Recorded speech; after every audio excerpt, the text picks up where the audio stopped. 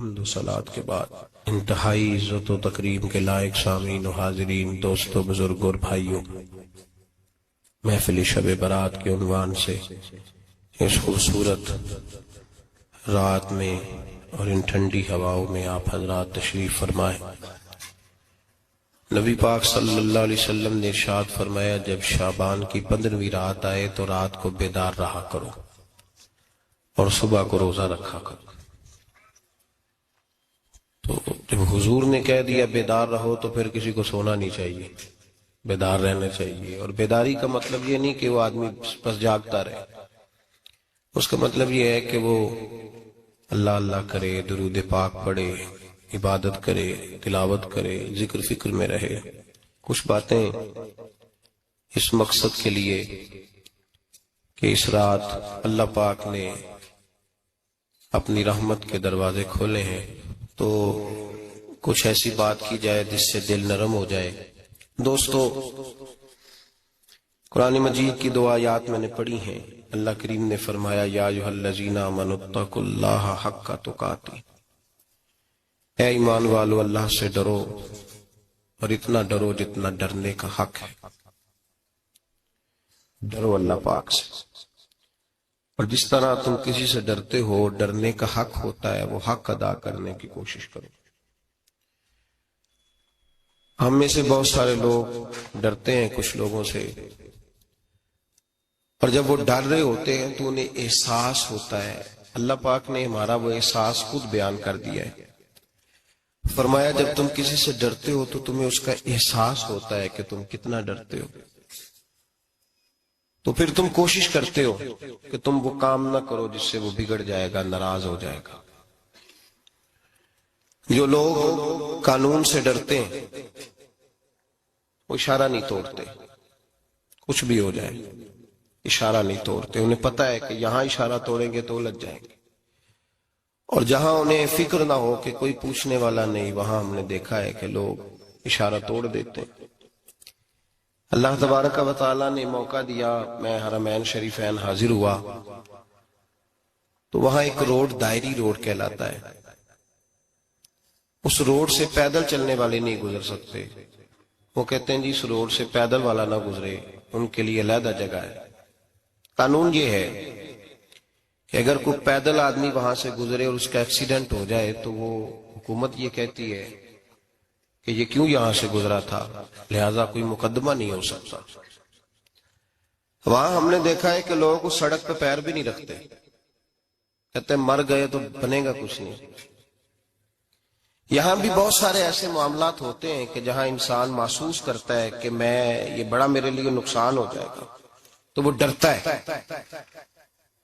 ایک چھوٹی سی بات ہے کہ رات کو کوئی آدمی اپنا دروازہ کھلا رکھ کے نہیں سوتا، حالانکہ کوئی حرج نہیں، کبھی کھلا رہ بھی جاتا ہے، اور اگر کبھی رہ جائے تو جس کی ذمہ داری بند کرنے کی ہو اس کے ساتھ پھر جو رویہ ہوتا ہے گھر والوں کا، یہ خوف ہے ہمارا اندر کا، تو بڑی شدت کے ساتھ ہم اس شخص کو سخت سست کہتے ہیں، ڈانٹتے ہیں، کہتے ہیں تو نے خیال ہی نہیں کیا، جمع پونجی لٹ جاتی تو یہ خوف ہے، یہ ہمارا اندر کا یہ خوف ہے۔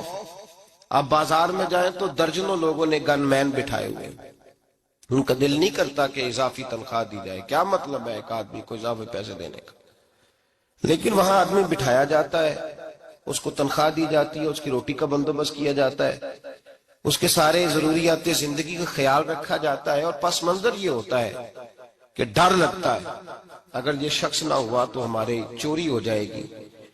اللہ فرماتے ہیں کہ تو جہاں سے ڈرتا ہے تجھے پتا ہے، تو اس طرح کر کہ مجھ سے بھی اتنا ڈر جتنا ڈرنے کا حق ہے۔ یہ جھوٹ موٹ کا ڈراوا نہ پیدا کر کے اوہ اللہ معاف کرے جی، اچھا جناب بڑا ڈرتے ہیں آپ اللہ تعالیٰ سے، آپ نے تو کانوں کو ہاتھ لگائے، تو پھر آپ کیا کر رہے ہیں؟ اللہ معاف کرے جی میں تو بات نہیں کرتا، بس 2-4 آدمیوں کی پگڑی اچھالوں گا، اس سے زیادہ نہیں۔ ڈر لگتا ہے جی بات کرتے ہوئے، 15-20 آدمی بس میرے قابو آئیں، یہ کس قسم کا ڈر ہے؟ ڈرنے کا حکم دیا، اور میرے رسول کریم سید عالم صلی اللہ تعالی علیہ وآلہ وسلم نے ارشاد فرمایا کہ تو رب کریم سے دنیا میں ڈر جا، جس طرح ڈرنے کا حق ہے جب قیامت کا دن آئے گا تو اللہ تجھے ڈرائے گا نہیں بلکہ اپنی رحمت کی چھاؤں میں جنت میں داخل کر دے گا. یہاں ڈر. ایک جگہ تو اللہ نے فرمایا ڈرو، اور کچھ جگہوں پہ فرمایا کہ جو میرے علم والے بندے ہیں نا، جن کو میں نے علم دیا ہے، عالم ہیں، ان کے بارے میں فرمایا کہ ان کے دلوں میں میری خشیت ہے. انما یخشی اللہ من عبادہ العلماء، اللہ کے بندوں میں سے جو علم والے ہیں وہ اللہ کی خشیت رکھتے. قرآن نے ایک جگہ کہا ڈرو، خوف کا لفظ بھی استعمال کیا، وَلِمَنْ خَافَ مَقَامَ رَبِّهِ جَنَّتَانِ، خوف بھی ہے اور خشیت بھی ہے. ان دونوں کا معنی ایک ہی ہے، ڈرنا. خوف کا معنی بھی اور خشیت کا معنی بھی، ڈرنا. جب آپ علماء لغت کو پڑھیں گے، عربی ادب کو جاننے والے لوگوں کا مطالعہ کریں گے، تو انہوں نے یہی لکھا ہے کہ ان دونوں کا معنی ڈرنا ہے. میری طرف دیکھیے، توجہ کریں، کچھ سمجھانے لگا ہوں، اس نقطے کو ضرور سمجھیے گا. خشیت کا معنی بھی ڈرنا ہے، خوف کا معنی بھی. لیکن جب صوفیاء کے پاس جائیں نا، صوفیاء جو قرآن و سنت کی روح کی تفسیر کرنے والے ہیں، تو وہ کہتے ہیں نہیں، خشیت اور خوف میں فرق ہے. خوف اور ہوتا ہے، خشیت صوفیاء اس کی تفسیر اور کرتے ہیں. وہ کہتے ہیں خوف بھی ہوتا ہے اور خشیت بھی ہوتی ہے، الگ الگ چیزیں ہیں، ایک نہیں. بڑی خوبصورت بات ہے، اگر آپ سمجھ گئے تو آپ کو فائدہ دے گی.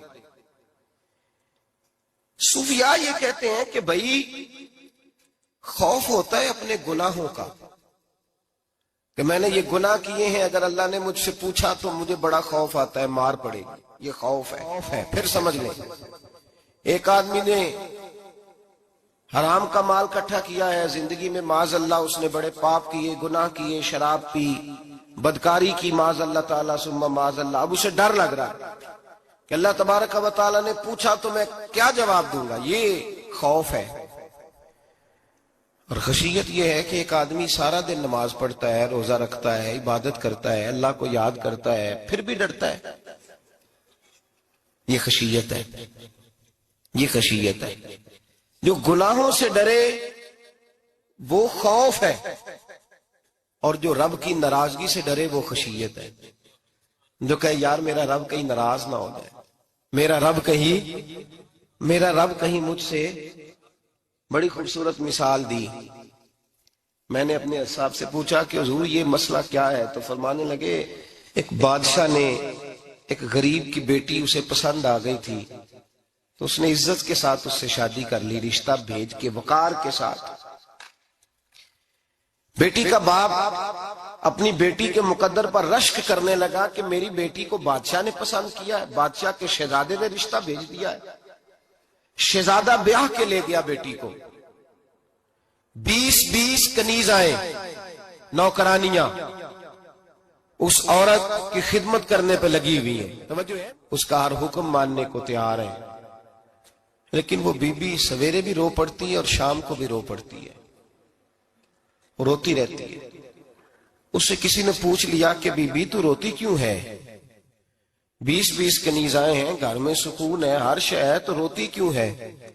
تو وہ کہنے لگی اصل بات یہ ہے کہ جو کچھ مجھے ملا ہے میں اس کے قابل نہیں تھی، تو میں ڈرتی ہوں میرا سائیں کہیں ناراض نہ ہو جائے، وہ ناراض نہ ہو جائے. میں قابل نہیں تھی، میری اوقات نہیں تھی. یہ من آنم کے من دانم، میں جو ہوں اس کا مجھے پتا تو ہے. اس نے میری حیثیت سے، میری اوقات سے، میرے ظرف سے، میری محنت سے بڑا بڑھ کے مجھے عطا کر دیا. میری چونکہ اوقات سے زیادہ دے دیا تو میں ڈرتی ہوں وہ ناراض نہ ہو جائے، کہیں میری یہ کھیل، یہ جو میں نے گھونسلہ بنایا ہے، یہ کہیں میرا ٹوٹ نہ جائے. میرے بھائی، میرے رسول کریم سید عالم صلی اللہ علیہ وسلم کے امت کے اولیاء، صلحاء، صوفیاء، اتقیاء، صحابہ، اہل بیت، یہ لوگ جب روتے تھے تو یہ کوئی اس لیے نہیں روتے تھے کہ یہ آج دوپہر کو چینی میں ملاوٹ کر کے آئے ہیں تو اس لیے رو رہے ہیں رات کو. اس لیے نہیں روتے تھے کہ آج انہوں نے جو شکر بیچی ہے اس شکر کے اندر بورا ملایا ہوا تھا. اس لیے نہیں رو رہے کہ آج 10 15 20 لاکھ رشوت کا مال بینک میں جمع کر، اس لیے تھوڑی روتے تھے. یہ تو اس لیے روتے تھے کہ اللہ تو نے بڑا کچھ عطا کیا ہے، کہیں ہم سے ناراض نہ ہو جانا. یہ تو اس کی خشیت میں رو رہے تھے. حضرت داؤد طائی رحمت اللہ تعالی علیہ، حضرت امام جعفر صادق جو نبی پاک صلی اللہ علیہ وسلم کے نواسے، جناب داؤد طائی کی ملاقات ہوئی تو امام جعفر صادق حضور کے نواسے عرض کرنے لگے، داؤد طائی یار میری بخشش کی دعا کرنا، رب مجھے معاف کر دے. تو حضرت داؤد طائی رحمت اللہ علیہ فرمان لگے، امام صاحب آپ حضور کے نواسے ہیں، میں نے دعا کرنی ہے کہ آپ نے میرے لیے کرنی ہے؟ تو حضرت امام جعفر صادق رو پڑے، کہنے لگے یار تو نہیں کرنی ہے، اور اسی لیے تو تجھ سے دعا کرا رہا ہوں کہ کہیں ایسا نہ ہو نانا مصطفیٰ کی بارگاہ میں جاؤں تو وہ مجھے کہیں کہ میں کس طرح کا تھا تو کس طرح کا بن کے آیا ہے. یہی تو دعا کرانی ہے کہ میرے لیے دعا کر. جو جتنا بڑا ہوتا تھا نا اتنی زیادہ خشیت ہوتی. اور گناہگار کے تو اللہ تبارک و تعالیٰ بعضوں کا سزا دیتا ہے، آنسو سلب ہو جاتے. اس کو تو اپنے گناہوں پہ رونا ہی نہیں آتا. وہ تو روتا ہے بچہ نہ ہو تب روتا ہے، وہ تو روتا ہے پیسے نہ ہو تب روتا ہے، وہ تو اس وقت روتا ہے جب اس کا مال چلا جائے. اس کو تو بعضوں کا گناہگار کو تو بعضوں کا سزا ملتی. اللہ فرماتے تو دنیا کے لیے روئے گا، میرے لیے نہیں رو سکتا. اور جو رب کریم کے بندے ہوتے ہیں انہیں اللہ کہتا ہے تو دنیا سے بے نیاز ہے، تیری آنکھ سے آنسو جب بھی ٹپکے یا میرے لیے ٹپکنا چاہیے یا محمد مصطفیٰ کے لیے ٹپکنا چاہیے. آپ اگر اس بات کو تھوڑا سا غور کے ساتھ سمجھے تو تمام اولیاء صلحات کیا یہ رو رہے ہیں، تڑپ رہے ہیں. کیا اس کی وجہ تھی؟ نمازیں کم رہ گئی تھی، روزوں میں کمی تھی، فرائض ادا نہیں کرتے تھے کہ رویا کرتے تھے؟ کیوں روتے تھے؟ حضرت سیدنا عمر فاروق رضی اللہ تعالیٰ عنہ کے بارے میں صحابہ کہتے ہیں جناب عمر فاروق جب نماز پڑھاتے اتنا رویا کرتے تھے کہ 7ویں صف تک ان کے رونے کی آواز جایا کرتی. 7ویں صف تک ان کے رونے کی آواز جاتی. ہم لوگ بن کے بیٹھ گئے ہیں، ہم لوگ بن کے بیٹھ گئے. ہم یہ سمجھتے نہیں کہ ہماری حیثیت کیا تھی اور رب کریم نے ہمیں نوازا کیا ہے. آپ پڑھیے کتابیں. میرے رسول پاک صلی اللہ علیہ وسلم فرماتے ہیں میرا عمر جس گلی سے گزرے شیطان رستہ بدل جاتا ہے. نبی پاک فرماتے ہیں میرا عمر جب تک دنیا میں رہے گا دوزخ کو تالا لگا رہے گا. اس صاحب اسد الغابہ نے لکھا ہے نبی پاک صلی اللہ علیہ وسلم نے حضرت جبریل امین کو بلایا، فرمایا چل میرے عمر کی شان بیان کر. تو حضرت جبریل امین علیہ السلام عرض کرنے لگے یا رسول اللہ صلی اللہ علیہ وسلم 950 سال اگر اللہ مجھے عمر دے، 950 سال رب عمر دے اور پھر بھی میں عمر فاروق کے فضائل بیان کروں تو میں نہیں کر سکتا. عمر کی شان میں نہیں بیان کر سکتا. 950 سال بھی اگر میری عمر ہو. نبی پاک نے فرمایا پھر میرے ابو بکر کے بارے میں. عرض کی یا رسول اللہ ابو بکر کی تو بات اس سے بہت آگے کی ہے نا. وہ نبی پاک کتنی عظمت بیان کر رہے ہیں، کس قدر زیادہ رسول کریم صلی اللہ تعالی علیہ وآلہ وسلم ان کی عظمت بیان کرتے. حضرت عمر کیا کہتے ہیں؟ وہ لوگوں کو بتاتے پھرتے ہیں کہ تم نے دیکھا ہے نا میری کتنی عظمت ہے. وہ یہ نہیں کہتے. حضور فرماتے ہیں عمر کی بڑی شان بڑی شان بڑی شان. اور عمر کے پاس جب بھی کوئی جاتا ہے کہتے ہیں عمر آپ کا کیا مقام ہے؟ تو عمر فرماتے ہیں میں تو اونٹ چرانے والے کا بیٹا ہوں، میں تو اونٹ چرانے والے کا بیٹا ہوں، میں تو اونٹ چرایا کرتا تھا، میں تو 10 اونٹ نہیں سنبھال سکتا. حضرت فاروق اعظم رضی اللہ تعالیٰ عنہ سے کوئی پوچھتے جناب عمر آپ کا کیا حال ہے؟ تو آپ فرماتے یہ تو میرے مقدر ہے کہ میری بہن نے قرآن سنایا تو میں در رسول تک پہنچ گیا، ورنہ مجھے پوچھنے والا کوئی نہ ہوتا. کبھی جناب علی المرتضیٰ کا بازو پکڑ کے کہتے ہیں علی تو نہ ہوتا تو عمر ہلاک ہو جاتا. بھائی حضور شانیں بیان کرتے ہیں. نبی پاک کہتے ہیں میرے ابو بکر نے احسانات کیے، بڑے احسانات کیے، میں نے سب کا بدلہ چکا دیا، ابو بکر کا نہیں چکایا. اللہ کی بارگاہ میں عرض کروں گا یا اللہ تو ہی اسے بدلے دے. اور جناب ابو بکر صدیق سے کوئی پوچھتا ہے ابو بکر آپ کا کیا حال ہے؟ تو ابو بکر صدیق فرماتے ہیں مجھ سے میرے اندر کا عالم نہ پوچھو، اگر قیامت کے دن اعلان ہوا نا کہ سارے لوگ بخشے گئے ایک باقی بچا ہے تو مجھے ڈر لگتا ہے اکیلا ابو بکر ہی بچ جائے گا جو نہیں بخشا جائے گا. مجھے ڈر آتا ہے. او بھائی بن کے بیٹھ گئے لوگ، لوگوں کو پوچھ کر کے دیکھیں، کہتے ہیں کیا پاپ کیا ہے، کیا ہو گیا ہے؟ خشیت سے کانپتی ہوئی روحیں، تڑپتے ہوئے میرے رسول پاک کے غلام اولیاء اللہ صوفیاء کرام کے رونگٹے کھڑے ہیں رب کریم کے خوف سے. جو جتنا مالک کو جانتا ہے اتنا کانپ رہا ہے، اتنا ڈر رہا ہے. جس کی آنکھوں سے آنسو خشک ہے مطلب یہ ہے یہ رب کو جانتا ہی نہیں، اسے کیا خبر اس کا جلال کتنا ہے، اسے کیا خبر اس کا عذاب کتنا ہے، تو کیا جانے۔ ان بطش ربک لشدید، جب وہ پکڑتا ہے تو بڑا سخت پکڑتا ہے۔ حضرت عثمان غنی کو 3 دفعہ میرے نبی پاک نے فرمایا جنتی ہے، جنتی ہے، العثمان فی الجنہ، العثمان فی الجنہ، العثمان فی الجنہ، 3 دفعہ حضور نے جنت کی بشارت دی۔ میرے مصطفیٰ کریم نے فرمایا میرا عثمان گلی سے گزرے تو فرشتے بھی اس کی حیا کرتے ہیں۔ جناب عثمان غنی جن کو میرے نبی نے 2 بیٹیاں دے کے کہا عثمان میری 100 بیٹی بھی ہوتی، ایک کے بعد دوسری انتقال کرتی جاتی تو میں ساری تیرے نکاح میں دے دیتا، وہی حضرت عثمان غنی قبر پہ کھڑے ہیں حضور کے وصال کے بعد، ایک قبر پہ کھڑے، آنکھوں سے آنسو جاری ہے، داڑھی ساری آنسوؤں سے بھر گئی ہے، روتے ہی جاتے ہیں، روتے ہی جاتے ہیں۔ غلام کہتا عثمان یار رونا ہمیں چاہیے، رونا ہمیں چاہیے، جن کو کوئی بشارت نہیں اور آپ کو تو 3 بشارتیں، روتے کیوں ہو؟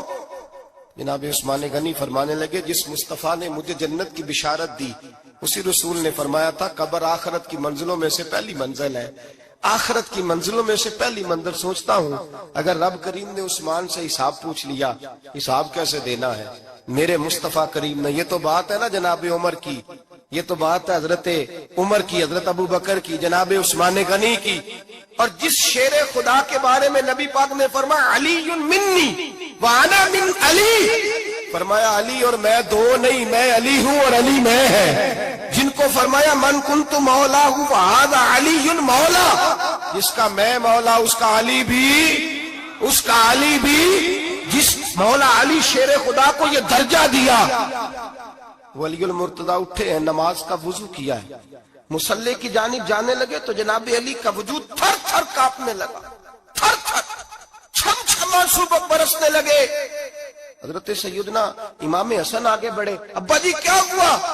فرمایا حسن ڈر رہا ہوں، مالک کی بارگاہ میں جا رہا ہوں، کہیں رب علی کو دھتکار ہی نہ دے، کہیں مالک علی سے حساب ہی نہ پوچھ لے، کہیں اللہ تبارک و تعالیٰ ناراضگی کی نظر سے نہ دیکھے۔ او بھائی ہم لوگ اتنے دلیر، اتنے تگڑے، اتنے سیاہ، اتنے عقل مند، اتنے گناہوں کے پیچھے پہاڑ ہیں، لیکن مجال ہے کوئی ایک قطرہ وہ آنسو جو ہم نے سنبھال کے رکھے ہیں دنیا داری پہ بہانے کے لیے۔ کبھی اپنا حساب کر، کبھی سوچ، روز شکوہ کرتا ہے، کہتا ہے میرے پاس پیسے نہیں، گاڑی نہیں، کار نہیں، کوٹھی نہیں، سرمایہ نہیں۔ کبھی سوچ جو کچھ ہے اگر رب کریم میرے اور آپ کے اعمال دیکھے تو ہماری حیثیت ہے کہ وہ سارا کچھ ہمیں دیا جاتا، ہماری اوقات تھی کہ وہ ہمیں دیا جاتا جو اس نے دیا ہے۔ ٹٹول کے دیکھیں، عمر گزر گئی شکوے کرتے، ذرا پلٹ کے دیکھیں، اگر ہمارے گناہ اور ہماری نیکیاں اکٹھی کی جائیں تو ہم جزا والے نہیں سزا والے نکلتے ہیں معاذ اللہ۔ محمود غزنوی بڑا پیار کرتے تھے ایاز کے ساتھ، بڑا پیار کرتے تھے، نوازا کرتے تھے، روز کوئی نہ کوئی تحفہ ملتا تھا ایاز کو۔ کچھ حسد کرنے والوں نے کہا محمود تو اسے تحفے دیتا ہے اور یہ جنگل میں اسلحہ اکٹھا کر رہا ہے، یہ تیرے خلاف علیحدہ سے فوج تیار کر رہا ہے، کچھ وقت آئے گا یہ تجھے چھوڑ کے علیحدہ سے بادشاہی کا دعویٰ کر دے گا۔ محمود غزنوی کہنے لگے یہ کس طرح کی بات؟ کہا تمہیں پتہ ہے کہ ایاز عصر سے لے کر عشاء تک کہاں رہتا ہے؟ محمود کہنے لگے یار واقعی میں نے کبھی پوچھا تو نہیں، شک کا بیج بو دیا، شک کا بیج بو دیا۔ محمود غزنوی کہنے لگے اچھا آج میں پیچھا کروں گا، تفتیش کروں گا، تحقیق کروں گا کہاں جاتا ہے، تحقیق کروں گا۔ محمود غزنوی نکلے پیچھا کرنے، عصر کے بعد ایاز نے جنگل کا رخ کیا، محمود بھی پیچھے پیچھے ہو لیے۔ کہتے ہیں جنگل کے بیچ جا کے ایک جھونپڑی آئی، اس جھونپڑی کے اندر ایاز گئے، دروازہ کھولا اندر چلے گئے۔ مجھے بڑا غصہ تھا کہ ہر بات مجھے بتاتا ہے، یہ کیوں نہیں بتائی؟ جب ایاز اندر گئے تو میں نے زور زور سے دروازہ کھٹکھٹایا غصے کے ساتھ۔ ایاز نے دروازہ کھولا، باہر آئے، میں نے کہا پیچھے ہٹ۔ ایاز پیچھے ہٹے تو میں اندر چلا گیا۔ محمود کہتے ہیں جب میں اندر گیا تو میں نے اس جھونپڑی میں ایک پرانا کرتا لٹکا ہوا دیکھا، ایک ٹوٹے ہوئے جوتے پڑے ہوئے دیکھے، ایک چھوٹا سا ڈنڈا دیکھا، ایک مٹکا، ایک پیالہ دیکھا۔ میں نے ساری تلاشی لی تو چند ٹوٹی پھوٹی پرانی چیزیں۔ میں نے کہا یاز یہ کیا ہے؟ تو کہتے ہیں یاز کہنے لگا بادشاہ ٹٹول کے دیکھ لے، یہی کچھ ہے جو تو نے دیکھا ہو۔ میں نے کہا یہ ہے کیا؟ کہتے ہیں یاس پیروں میں بیٹھ گیا، تڑپ کے رونے لگا، کہنے لگا بادشاہ یہ میری اوقات ہے، یہ میری اوقات ہے، یہ میری اوقات ہے، یہ میری اوقات ہے۔ کہا کیا مطلب؟ کہنے لگا جس دن تیرے پاس آیا تھا نا تو یہ میری کائنات تھی کل، آج تیری مہربانیوں نے مجھے یہاں تک پہنچا دیا ہے۔ میں جو تیرا غدار نہیں نہ ہوتا، میں جو تیری نافرمانی نہیں کرتا، اس لیے نہیں کرتا کہ میں ہر شام آ کے اپنی اوقات یاد کرتا ہوں، اور پھر مجھے روز رات کو میرا نفس کہتا ہے اس کا وفادار رہنا، اس کا وفادار رہنا۔ تو اس حال میں تھا جب آیا تھا، اگر یہ بگڑ گیا تو پھر تجھے اپنی اوقات کا پتہ ہے نا۔ محمود غزنوی نے سینے سے لگایا، کہنے لگے آج تک تو بچا بھی اس لیے ہے کہ تو اپنی اوقات نہیں بھولا۔ ملا رومی کہتا ہے اپنی اوقات یاد رکھ، تو کیا تھا؟ تجھے ایک رات سونے نہ دے تو اپنی ٹانگوں پہ کھڑا نہیں ہو سکتا، تیری وہ آنکھ لے جائے تو کچھ نہیں کر سکتا، وہ تجھے معذور کر دے تو کچھ نہیں کر سکتا۔ 30 سال کے اونچے 7 فٹ قد کے جوان اس نے فالج زدہ کر کے ہسپتالوں میں ڈال دیے، وہ کچھ نہ کر سکے۔ بڑے بڑے پہلوان جو کہتے تھے کہ ہم اٹھے تو دنیا اٹھتی ہے، اس نے پھینک دیے منو مٹی کے نیچے، کچھ نہ کر سکے۔ اپنی حیثیت نہ بھول۔ میرے رسول کریم سید عالم صلی اللہ علیہ وسلم نے فرمایا 2 باتوں میں لوگ دھوکے میں ہیں، دھوکے میں ہیں، دھوکے میں ہیں، دھوکے میں۔ یا رسول اللہ کون سی؟ فرمایا جو صحت مند ہے وہ دھوکے میں ہے، وہ سمجھتا ہے میں کبھی بیمار ہی نہیں ہوں گا، مجھے روز اسی طرح نیند آئے گی جس طرح اب آتی ہے، میں روز اسی طرح اٹھوں گا جیسے اب اٹھتا ہوں، میں اتنا ہی لمبا چوڑا رہوں گا جس طرح آج ہوں، میرا حسن اسی طرح قائم رہے گا جیسے آج ہے۔ تو دھوکے میں ہے، دھوکے میں۔ بڑے بڑے آئے اور بڑے بڑے مٹی کا ڈھیر ہو گئے، فنا ہو گئے، کل من علیہ فان، فنا ہو گئے، کوئی پوچھنے والا نہ رہا۔ اور میرے رسول پاک نے فرمایا جو فارغ ہیں، جن کو رب نے اپنی عبادت کے لیے فارغ کیا، اپنے دین کی نوکری کے لیے فارغ، وہ بھی دھوکے میں ہیں، وقت ضائع کر رہے ہیں، چوک اور چوراہے میں کھڑے ہیں۔ میرے بھائی جب اپنی حیثیت انسان بھولتا ہے، حیثیت بھولتا ہے پھر وہ شکوہ کرتا ہے، جب اپنی اوقات بھولتا ہے پھر شکوہ کرتا ہے، جب وہ بھول جاتا ہے کہ میں کیا تھا پھر وہ شکوہ کرتا ہے۔ حضرت سیدنا امام اعمش رحمت اللہ علیہ بازار میں کھڑے تھے تو بادشاہ کا بیٹا گزرا، اکڑ کے گزرا، آپ نے بازو پکڑ کے کھینچا، فرمایا جا کے اپنی ماں سے پوچھ اور اپنے باپ سے پوچھ تیری اوقات کیا ہے۔ اکڑ کے چلتا ہے، جا پوچھ ان سے تیری حیثیت کیا ہے۔ حضرت جناب سیدنا امام اعمش نے ڈانٹا تو واپس آیا، آگے کہنے لگا ابا وہ امام کیا کہتا تھا کہ میری اوقات کیا ہے، کیا اوقات ہے میری؟ تو باپ اور ماں دونوں گھورنے لگے، کہنے لگے بیٹے ہمارے پاس دولت بھی تھی، گھر بھی تھا، مکان بھی تھا، جائیدادیں بھی تھی، بادشاہت بھی تھی، پر ہم دنیا کے دروازوں سے بھیک مانگ مانگ کے تھک گئے تھے۔ عرش کا مالک ایک بیٹا عطا نہیں کرتا تھا، ایک بیٹی نہیں دیتا تھا، تڑپ گئے تھے، روتے تھے، سسکتے تھے۔ پھر وہی امام احمد جنہوں نے آج تجھے گلی میں کھڑا کیا ہے اس کے دروازے پہ جا کے بیٹھ گئے۔ ہم نے کہا رب ناراض ہو گیا، دعا کرو ہم سے راضی ہو جائے، چلو زیادہ نہیں 1 لال ہی ہمیں دے دے۔ کہ امام احمد دعائیں کیا کرتے تھے تو تب اللہ پاک نے تو ہمیں عطا کیا تھا۔ تیری او بھائی اپنی حیثیت کا تو تعین کر، تو بڑھ بڑھ کے باتیں کرتا ہے، تو بڑا کھل کھل کے بولتا ہے، اپنی حیثیت کا تو تعین کرنا، ذرا اندازہ تو کرنا کہ تو کون تھا، کہاں سے آیا ہے، تیری اوقات کیا ہے۔ یہاں لوگ 1 منٹ میں آگے نکل جاتے، پلٹ کے دیکھ تو صحیح۔ اور میرے بھائی جو بڑے لوگ تھے وہ تڑپا کرتے تھے۔ حضرت فضیل بن عیاض رحمت اللہ علیہ فرماتے ہیں بغداد میں بارش نہیں ہوتی تھی، قحط پڑ گیا، جانور پیاس سے مرنے لگے، جوان بچے بوڑھے نڈھال ہونے لگے۔ فرماتے ہیں میں بھی نکلا، سفیان ثوری بھی نکلے، اور بھی کئی صوفیاء میدان میں نکلے، دعائیں مانگی پر بارش نہیں ہوتی تھی۔ فرماتے ایک جھونپڑی سے ایک سفید بالوں والا اور گندمی رنگ والا ایک بوڑھا غلام نکلا جو کسی کا ملازم تھا، باہر آیا جھونپڑی سے، ہم اسے دیکھ رہے تھے، وہ ہمیں دیکھ نہیں رہا تھا۔ فرماتے ہیں اس کے چہرے پر عبادت کے نشان تھے، دور سے اس کا چہرہ دیکھتے لگتا تھا کوئی رب کریم کا بندہ ہے۔ فرماتے ہیں ہم اسے اللہ کا ولی جانتے تھے، اس نے دعا مانگی کہ تو لفظ پتا کیا ہے دعا کے؟ ہاتھ اٹھا کے کہنے لگا مولا مجھے پتا ہے کہ جو بارش نہیں نہ ہو رہی ہے میری وجہ سے نہیں ہو رہی، میرے گناہوں کی بڑی لمبی فہرست ہے، بڑی لمبی لائن ہے۔ کہنے لگا اے اللہ میری اکیلے کی وجہ سے سارے بغداد کو سزا تو نہ دے۔ رب کریم جوان بھوکے، بچے بھوکے، مائیں ترس گئیں، بچے ترس گئے، جانور پانی کے قطرے، اللہ گناہ تو میرے اکیلے کے ہیں اور ان سب کو سزا کیوں دیتا ہے؟ نہ میری سزا سب کو تو نہ دے، میری سزا صرف مجھے دے، ان کو نہ دے۔ کہتے ہیں ابھی اس کے ہاتھ اٹھے ہوئے تھے، دعا بول رہا تھا، رب کریم نے فوراً بارش عطا فرما دی۔ فرماتے کھل کے بارش برسی۔ میں نے لوگوں سے پوچھا پتہ کرو کس کا غلام ہے، کہا فلاں آدمی کا۔ حضرت فضیل بن عیاض کہتے ہیں میں شام کو گھر چلا گیا، اس کے آقا سے بات کی، خرید لیا۔ میں جب اس کو خرید کے لایا، گلی میں جا رہے تھے تو مجھے کھڑا کر کے کہنے لگا فضیل میں نکما سا آدمی ہوں، بال بھی سفید ہے، مجھ سے تو زیادہ کام بھی نہیں ہوتا، کیوں تو نے پیسے خرچ کیے؟ میں اس قابل ہی نہیں تھا، کیوں خریدا؟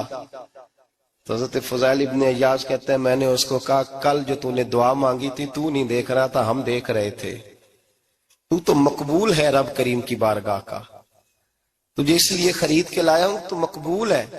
کہتے ہیں یہ لفظ سنے تو ٹھہر گئے، وہ کہنے لگے اچھا آقا مجھے 5 منٹ کا وقت ملے گا؟ میں نے کہا ہاں ہاں ضرور ملے گا۔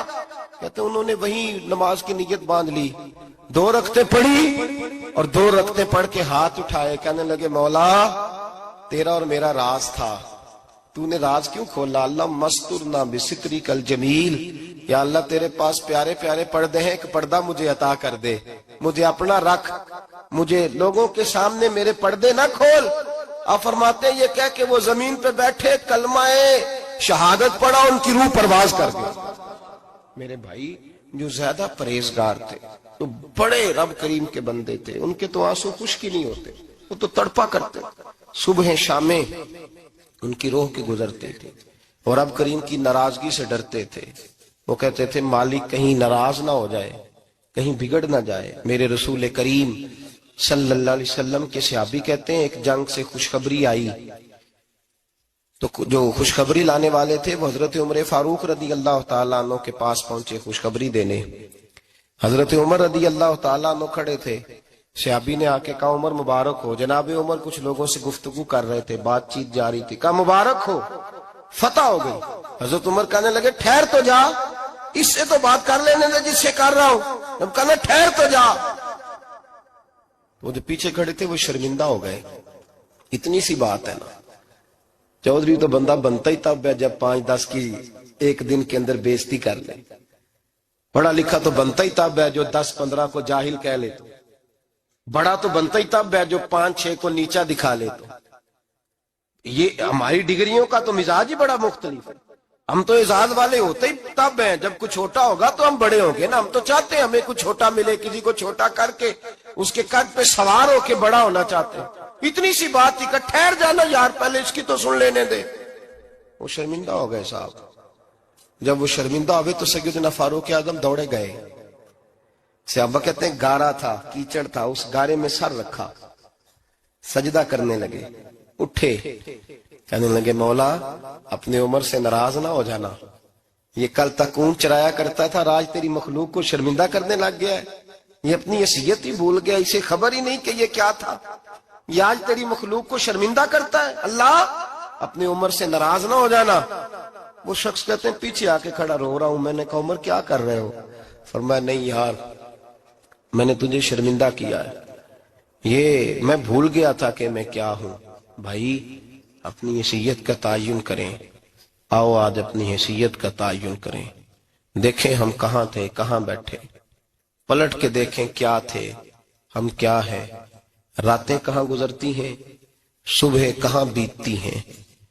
ایک لمحے کے لیے پلٹ کر اپنے ظلم، زیادتیاں، جھوٹ، غیبتیں، بے حیائیاں، اپنی زندگی کے امور کا اگر ہم یک نظر جائزہ لیں، پیچھے پلٹ کے دیکھیں تو حضرت جناب سیدنا غوث اعظم جیلانی رضی اللہ تعالیٰ عنہ فرمایا کرتے تھے اگر لوگ اپنے گناہ یاد کریں تو وہ پریشان ہو جائیں کہ ہمیں پانی کا قطرہ کیوں مل رہا ہے، وہ اگر اپنی غلطیاں یاد کریں تو انہیں احساس ہو کہ ان کا سانس کیسے چل رہا ہے. بھائی اگلی بات سنو گے تو اور حیران ہو جاؤ گے. حضرت غوث اعظم رضی اللہ تعالیٰ عنہ فرمایا کرتے کہ اب خیال آتا ہے، اب سوچ آتی ہے کہ رب کریم نے کتنی ڈھیل دی ہوئی ہے. ہم ہیں کہ سمجھتے ہیں یہ میری عقل مندی کا کمال ہے کہ مجھے سارا کچھ نافرمانی کے باوجود بھی مل رہا ہے. بھائی خشیت الہی پیدا کریں. جتنا بندہ بڑا ہوتا تھا اس کے دل میں خوف بھی اللہ کا وہ جانتا تھا. حضرت امام اعظم ابو حنیفہ بیٹھے تھے تو ایک بی بی فتویٰ پوچھنے آئی. بی بی روز خاوند سے مطالبہ تو کرتی ہے، فلاں چیز چاہیے فلاں چیز چاہیے. اللہ کرے وہ یہ مطالبہ کرنے لگ جائے کوئی شے نہیں چاہیے، جو چاہیے حلال کا چاہیے. آمین تو کہہ دے. اللہ کرے بی بی یہ مطالبہ کرنے لگ جائے سوکھی روکھی چاہیے پر چاہیے مجھے جائز دینا، بے شک ایک وقت دینا. اللہ کرے یہ مطالبہ ہونے لگ جائے. شب برات کی بڑی مقدس رات، اللہ کرے اس رات یہ مطالبہ ہونے لگ جائے. ایک بی بی آئی خاتون، چرخہ کاٹتی ہے، سوت بناتی ہے. حضرت امام صاحب سے مسئلہ پوچھنے آئے. کیا مسئلہ پوچھا اس نے؟ کہنے لگی حضرت جی میں نا رات کو اپنی چھت پہ بیٹھ کے چرخہ کاٹتی ہوں، سوت بناتی ہوں. 14ویں رات کا چاند جب چڑھا ہوتا ہے تو اس کی روشنی میں میں چرخہ کاٹتی ہوں. کئی دفعہ نا بادشاہ کا لشکر میری گلی سے گزرتا ہے، بڑے بڑے لالٹین انہوں نے پکڑے ہوتے ہیں، بڑے بڑے روشن دان، بڑی بڑی ان کے اندر روشنی ہوتی ہے. تو حضرت جی کئی دفعہ نا وہ جب گزرتے ہیں تو ان کی روشنی میں بھی میں کچھ سوت بنا لیتی ہوں. مسئلہ یہ پوچھنا تھا کہ اس روشنی میں جو سوت بناتی ہوں اس کی کمائی میرے لیے جائز ہے کہ ناجائز ہے؟ اس کی روشنی میں حضرت امام اعظم نے اللہ اکبر کا اور چھم چھم آنسو گرنے لگے. حضرت امام صاحب نے اپنا گریبان پکڑا اور کھینچا، قمیض پھٹ گئی. کہنے لگے بی بی مسئلہ چھوڑ، تو پہلے بتا تو ہے کون، کہاں سے آئی ہے، کون ہے بتا. تو کہنے لگی میں حضرت بشر حافی کی ہمشیرہ ہوں. میں حضرت بشر حافی، وہ جو درویش ننگے پیر نہیں پھرتا رہتا بغداد کی گلیوں میں، میں اس عظیم بھائی کی بہن ہوں، بشر حافی کی ہمشیرہ ہوں. حضرت امام اعظم فرمانے لگے کوئی اور بی بی آتی تو اس کے لیے جائز تھا، کیونکہ وہ جان بوجھ کے تو کسی کی روشنی نہیں استعمال کرتی، خود آتی ہے. کوئی اور آتی تو جائز تھا. تیرا مقام بڑا ہے، تیرے لیے جائز نہیں. لیے جائز نہیں تو اپنی حیثیت کا تعین کر، یہ تیرے لیے درست نہیں. بھائی بڑا تو تب ہوگا جب تیری احتیاط بڑی ہو جائے گی، بڑا تب ہوگا جب تیرا تقوی بڑا ہو جائے گا، بڑا تو تب ہوگا جب تو حلال حرام کے معاملے میں باریک باریک چیز کا خیال رکھے گا. اور اگر تو کہ خیر ہے دیکھی جائے گی، ساری دنیا کر رہی ہے، ساری زمانہ کر رہا ہے، فلاں بھی کر رہا ہے، وہ خدا کے بندے یہ کس طرح کا معاملہ ہے، یہ کس طرح کی جمہوریت ہے؟ اپنے آپ کو سمجھائیں اور میرے عزیز خشیت والی زندگی پیدا کریں، تقوی والی زندگی پیدا کریں. ہم لوگ ایسا وقت گزار رہے ہیں اور یہ یاد رکھنا ہمیشہ انسان دنیا میں آتے ہیں، اس شہر کے بہت سارے لوگ ہو گزرے، علماء، مشائخ، صوفیاء، تاجر، زمیندار. آپ کسی بھی شعبے میں ٹٹولیں گے تو آپ کو کئی نام ملیں گے. اس شہر محبت کے ڈھیروں لوگ ہو گزرے اور یہ کہانی ہر شہر کی ہے. آج میں اور آپ یہاں بستے ہیں، کچھ وقت کے بعد ہم داستان ہوں گے. امام شافعی رحمت اللہ علیہ فرماتے ہیں میں ایک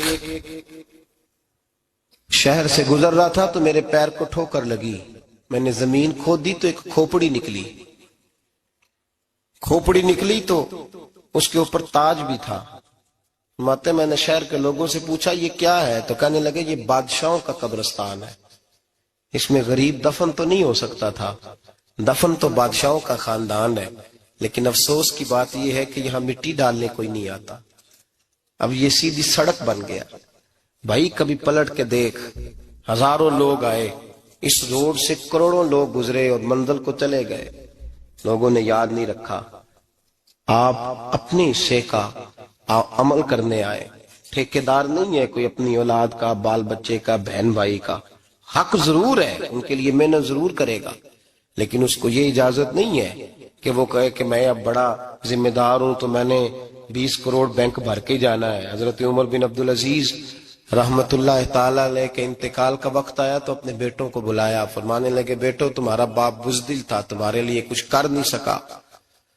کہا ابا جی کیا ہوا؟ فرمانے لگے بیٹے میں بزدل تھا, جہنم سے ڈر گیا, تمہارے لیے کوئی بینک بیلنس اکٹھا نہیں کر سکا. میں تھوڑا دلیر ہوتا, دوزخ سے نہ ڈرتا تو تجوریاں بھر کے جاتا. پرانے بادشاہ محل چھوڑ کے گئے ہیں پر میرے پاس کچھ نہیں ہے, بادشاہ ہونے کے باوجود میں فقیر ہوں, خالی آ جا رہا ہوں. بزدل جو تھا. آپ نے جب یہ لفظ کہے تو بچے رونے لگے, کہنے لگے ابا جی ہمیں تو فخر ہے, ہمیں تو فخر ہے. جس گلی سے بھی ہم گزرتے ہیں کپڑے ہمارے سادے ہوتے ہیں پر لوگ دکانیں چھوڑ کے ملتے ہیں, کہتے ہیں نیک باپ کی اولاد جا رہی ہے, یہ بڑے مرتبے والے باپ کی اولاد جا رہی. بھائی یاد رکھیں, خشیت الہی پیدا کریں, نہ اپنی ذات کے ساتھ ظلم کریں. اگر آپ کوئی بھی غلط کام کرتے ہیں تو اس کا جواب آپ نے دینا ہے. اگر آپ نے 1 کروڑ روپیہ ناجائز کمایا ہے تو وہ اللہ آپ سے نہیں, آپ کے بچے سے نہیں پوچھے گا, بیوی سے نہیں پوچھے گا, بہن بھائی سے نہیں, وہ آپ نے جواب دینا ہے. آپ نے اپنے اعمال پر غور کریں. آج شب برات ہے. میرے نبی کریم صلی اللہ علیہ وسلم نے فرمایا کہ میری امت کی اتنی بخشش ہوگی, مدینے میں سب سے زیادہ بنو کلب کا قبیلہ بکریاں پالتا ہے, ان کی بکریوں کے بالوں سے بھی زیادہ اللہ میری امت کی بخشش فرمائے گا. اس کو توبہ کی رات کہا جاتا ہے. توبہ کا مطلب یہ ہوتا ہے کہ اللہ میں آج کے بعد گناہ نہیں کروں گا. توبہ کا مطلب ہوتا ہے کہ میں آج کے بعد یہ غلطی, آپ کا ملازم کتنی بار غلطی کرے تو آپ رکھ لیتے ہیں, ایک دن میں 100 دفعہ کرے تو گنجائش ہے اس کو رکھنے کی, اللہ رکھ لیتا ہے, کہتا تو توبہ کر, ہے گنجائش. میرا خیال ہے جو 10 بار بھی کرے اس کے لیے بھی گنجائش, اس کے لیے بھی گنجائش. استاد باپ ہوتا ہے, بچے سے غلطی ہو جائے تو کہتا تجھے ارجانہ بھرنا پڑے گا. بچے لگے نہیں ہوتے اسکولوں میں, جرمانے لگے ہوتے ہیں, چھٹی کا لیدا ہے, فلاں کام کا لیدا ہے, حالانکہ باپ ہے. بھائی اللہ فرماتا ہے تو توبہ کر, اور توبہ یہ ہے کہ میں آج کے بعد یہ گناہ, اس آدمی نے کل 5 نمازیں نہیں پڑھنی, اس کا آج توبہ کرنے کا کیا مطلب ہے؟ توبہ کا کیا مطلب ہے کہ میں آئندہ گناہ, تو جو سویرے 5 نمازیں نہیں پڑھنا چاہتا کہتا ہے کل زور نہیں میں نے پڑھنی, چلو فجر تک جاگنا ہے, فجر پڑھ لوں گا, تو اس نے توبہ کی ہے. کوئی مذاق ہے؟ استغفر اللہ استغفر اللہ استغفر اللہ, معاف کر دے. کیا معاف کر دے؟ سویرے تو مسجد آئے گا. بھائی آپ کسی جگہ, ہم سادے لوگ ہیں, دیہاتی لوگ, یہ ہمارا دیہات کا ماحول ہے. بچے کو مارتے ہیں نا مدرسے والے کو, تو ہم کہتے ہیں دوبارہ کرے گا, تو کیا کہتا ہے اگوں, تو جو بچہ کبھی تسی تھپڑ دو مار لو میں سویرے پھر کرنا دے, تو اس کو معافی ملے گی؟ یہ کیسی معافی ہے کہ سویرے میں نماز نہیں پڑھنی زور کی, لیکن یا اللہ معاف کر دے, یا اللہ. یہ جھوٹ ہے, یہ دھوکہ ہے, یہ مذاق ہے. مذاق نہیں کرے, اور بندہ کوئی سیاںا ہو تو مذاق برداشت نہیں کرتا, اور معاذ اللہ استغفر اللہ, رب کریم کے ساتھ مذاق. یا اللہ میری توبہ, یا اللہ میری توبہ, یا اللہ مجھے معاف کر دے, یا اللہ معاف کر دے, اور سویرے جھوٹ پھر بولنا ہے اٹھتے ہی, تو یہ کیسی توبہ ہے؟ توبہ کا مطلب ہوتا ہے کہ میں توبہ کرتا ہوں آج کے بعد گناہ. تو توبہ کو سمجھے تو صحیح نا میرے بھائی, توبہ کو سمجھیں. تمام صحابہ, چونکہ شراب حرام نہیں تھی تو ہر آدمی پیا کرتا تھا, جب حرام ہو گئی تو پھر کسی نے منہ نہیں لگایا, توبہ ہو گئی تو پھر ہو گئی, پھر معاملہ ختم ہو گیا. پھر کبھی قریب حضرت مرثد بن ابی مرثد البغوی رضی اللہ تعالیٰ عنہ حضور کے صحابی ہیں. آپ فرماتے ہیں میرے اندر ایک غلطی تھی, میرا بہت ساری خواتین کے ساتھ دوستانہ تھا. نبی پاک کی بارگاہ میں جب میں گیا, اسلام کی بائت کی, تو حضور نے فرمایا تیری نظر جھکی رہنی چاہیے, خبردار کسی عورت سے تیرا, کہتے ایک نصیحت نبی پاک نے کی. آپ فرماتے ہیں میں نے اپنے دل کو اس طرح سمجھایا کہ عورتیں اگر میرے پاس آ کے کھڑی ہوتی تھی تو میرے اندر کا وجود کہتا تھا کہ ہو ہی نہیں سکتا میری توجہ جائے, اس لیے کہ توبہ کی ہے, اب دوبارہ ادھر توجہ جا سکتی. میرے بھائی توبہ کو اس کے مفہوم کے ساتھ توبہ کریں, جھوٹ نہیں بولیں, گناہ نہیں کریں. میرے رسول کریم صلی اللہ علیہ وسلم نے فرمایا استغفار پڑھا کرو, میں دن میں 100 مرتبہ استغفار کرتا ہوں. حضور کہتے ہیں میں دن میں حضور 100 دفعہ دن میں استغفار کرتے. امام حسن کے پاس ایک شخص آیا، کہا میرے پاس اولاد نہیں، فرمایا استغفار پڑھ. ایک پھر آ گیا، اس نے کہا حضور میرے پاس روزی نہیں، فرمایا استغفار پڑھ. ایک اور آیا، اس نے کہا حضور بیماری بڑی ہے گھر میں، فرمایا استغفار کر.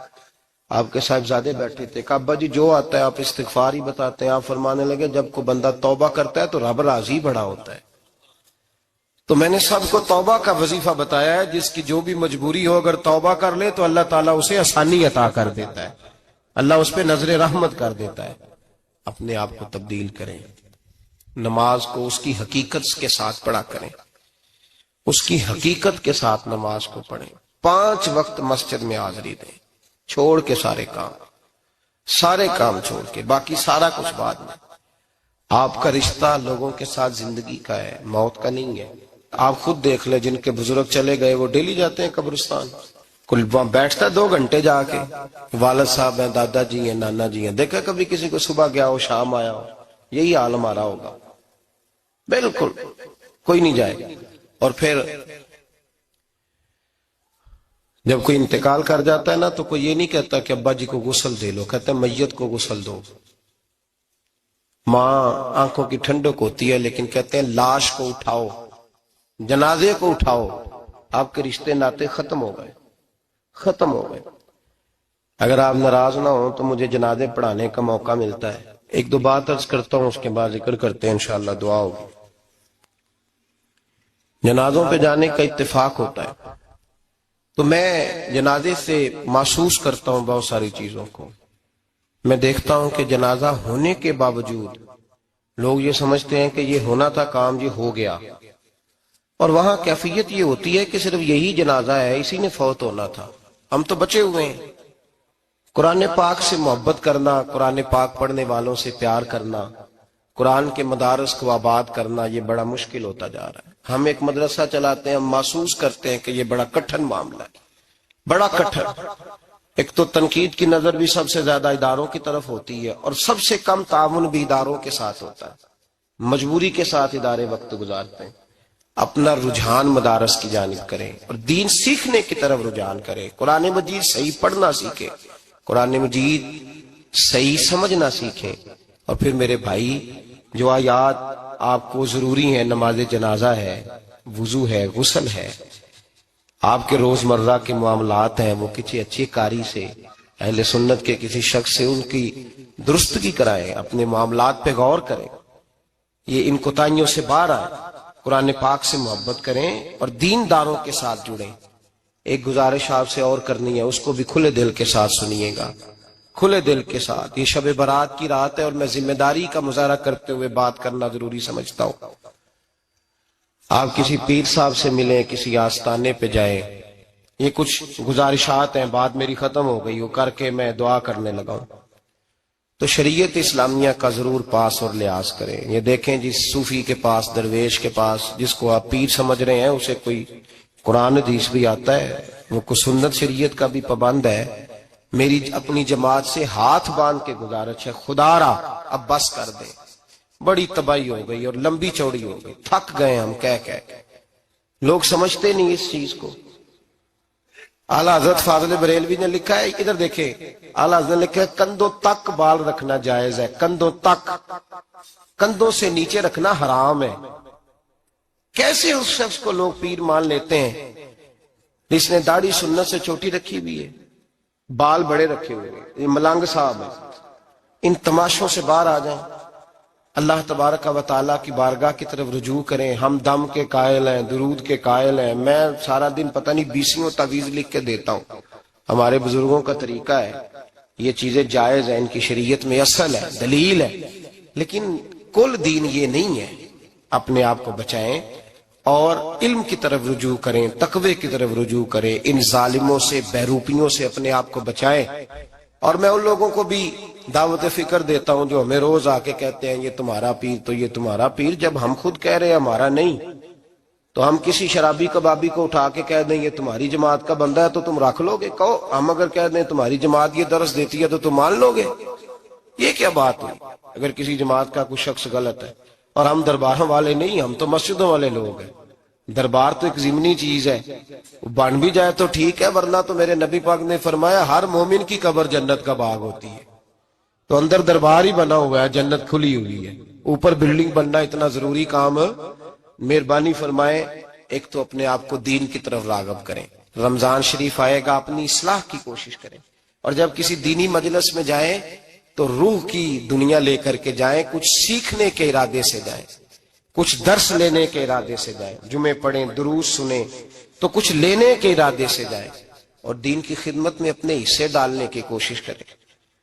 اس سے صرف چندے کا معاملہ نہیں، اس سے مراد یہ ہے کہ اپنی اولاد کو، اپنے بچے کو، اپنے آپ کو دیندار بنائیں، یہ آپ کا دین میں حصہ ہوگا، یہ آپ کا دین کے ساتھ تعاون ہوگا۔ آخری بات میرے بھائی آپ حضرات سے یہ ہے، اس کو ضرور سمجھیں، خواتین کو پردے کا پابند کریں، ان کو پردہ داری سکھائیں۔ پردہ شریعت میں ضروری ہے، اور جواب دہ عورت نہیں ہوگی، اس کا خامند ہوگا، اس کا باپ، اور اس کا اگر بھائی بڑا سربراہ ہے تو وہ جواب دہ ہوگا کہ عورت بے پردہ کیوں نکلتی ہے۔ تہذیب کے نام پر بد تہذیبی نہ کریں، خبردار کوئی ایسا کام نہ کریں جس سے اللہ رسول ناراض ہو۔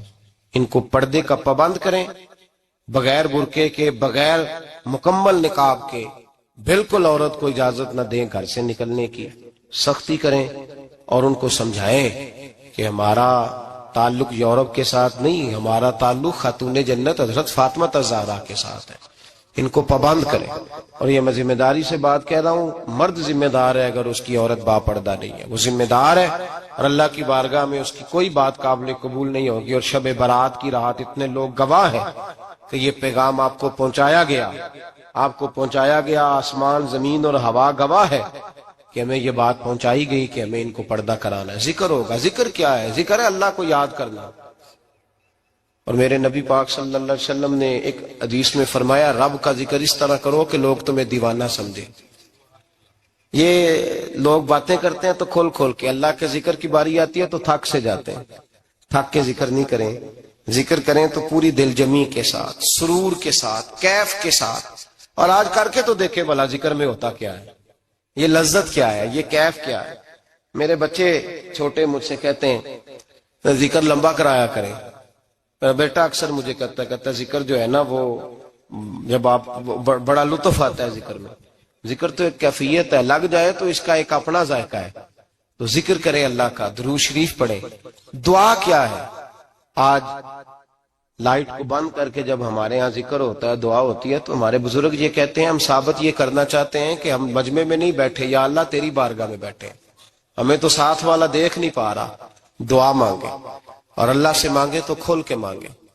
اور آج اگر ہو سکے نا تو کوئی ایک آدھ قطرہ گرا ہی دے۔ میرے نبی پاک نے فرمایا محفل میں چند لوگ بھی رو پڑے تو سب کا کام بن جاتا ہے۔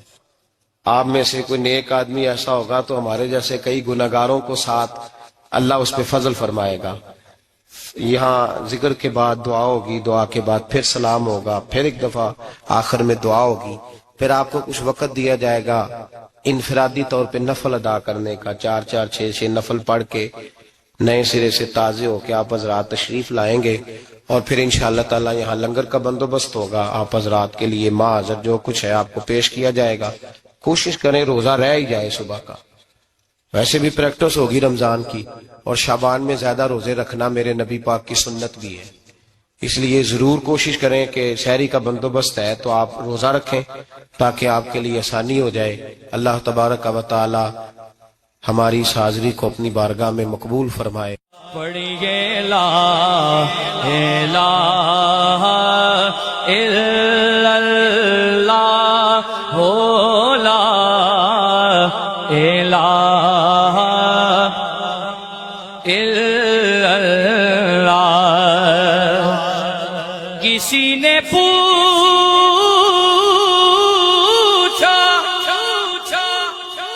کہ جنت کی کوئی قیمت ہے؟